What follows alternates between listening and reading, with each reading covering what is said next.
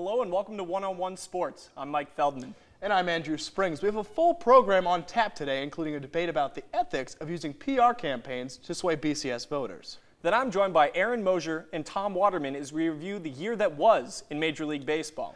Then I venture onto the hardwood with former One-on-One host Chris Bunn and Adam Constantine to preview the upcoming college basketball season. Finally, Robert Warner gives his philosophy on picking sporting events in the hot corner. It's all coming up in 30 seconds. Stay tuned.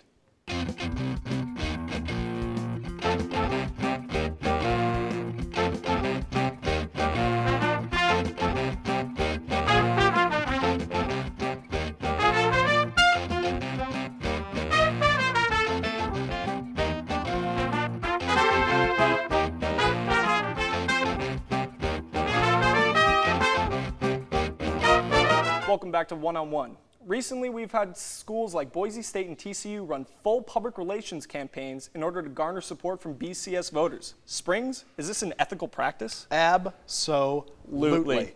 Bill Gates once wrote that if he was down to his last dollar, he would spend it on PR. And he's done pretty well for himself, I gotta say.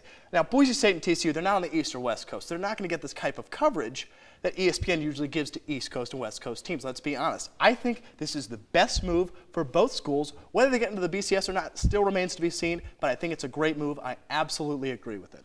Tend to agree with you, Springs. Just like on our little show here, we have One-on-One. We've put a big effort into advertising and, making new commercials. That's because we want to garner up viewers. Just like these schools need to garner up the fans so that they can go to bigger bowl games. It helps bring in recruits. It helps make money for the school. Overall, it's just much better. When Florida went to the national championship in 2008, it took some convincing by Urban Meyer, who went out in the media and said his team deserved to be there. Why in anyone's right mind would you not try to garner support for your team and try to get to a bigger bowl game? Absolutely. I think garnering interest is the main focus of both of these schools. I'm glad to see we agree on something for once. Well, miracles do occur. Miracles do occur. For every success, there are many failures in sports. Mike, should players shoulder responsibility and take the blame when they mess up on the field of play? Well, there's a difference between should and whether they have to. I think the players have to, in the way that the media is today, that they have to just apologize. LeGarrette Blount got suspended. Now he'll be coming back. But did he seem really sincere and apologize for hitting the Boise State player in the face? He didn't really seem to care. He's probably mad that he got caught, and ultimately that's what helps you get back by apologizing. But I don't think players really care. They're in the heat of the moment. They're trying to win in game, and they're intense. They mess up sometimes. I agree, and I think the sentiment is true. Players win games, managers lose games. A-Rod gets paid $252 million over the course, that's his contract, of course, 10 years. He does not have to explain why he's done so poorly in the postseason up until this year. That's not his job. His job is to perform on the field. If he doesn't have to say a word to the media. He can be the Eddie Murray of the Yankees and just never talk to the media. That's fine, because you know what? He's getting paid to perform. He's not getting paid to be a public spokesperson. The Yankees can have their own public spokesperson do that for A-Rod. It's not his job. He can perform and go home. That's it. That's his job. That's what he's getting paid to do. It's ultimately the player's job to perform, and when they mess up, it is such a national thing, sports are, that you have to apologize. It's not their main role, but it's what they have to do. But speaking of apologizing, Brandon Spikes of Florida Gators was suspended a half game. Now he's instituted a full game for poking the eye of a Vanderbilt player.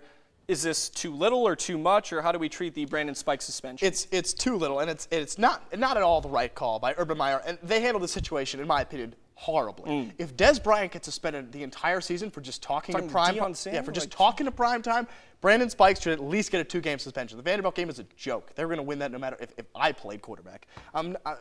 First of all, Vanderbilt did beat Florida 2 years ago. I know. Brandon Spikes did not suspend himself. Let me say that again. Brandon Spikes did not suspend himself. This is a hoax. This is Urban Meyer trying to garner up good public opinions for Brandon Spikes. Oh, he messed up and then he apologized. No. Brandon Spikes did not suspend himself. This is put on by the University of Florida's athletic department. They want to make it seem like it was his idea. You really think Brandon Spikes? All right, we'll placate your thoughts here and say that he did suspend himself. Why would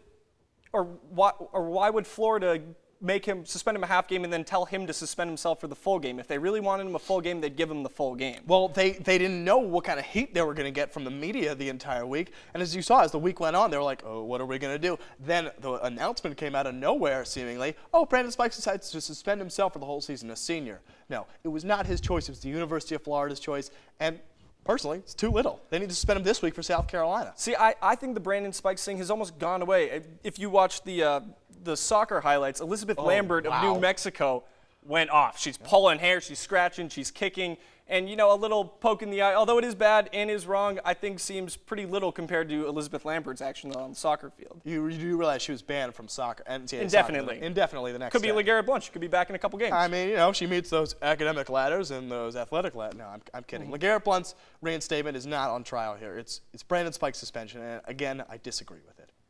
All right, we'll have to have a quick commercial break, but stay tuned because when we return, Aaron Moger and Tom Waterman break down the season that was in the MLB. We'll be right back.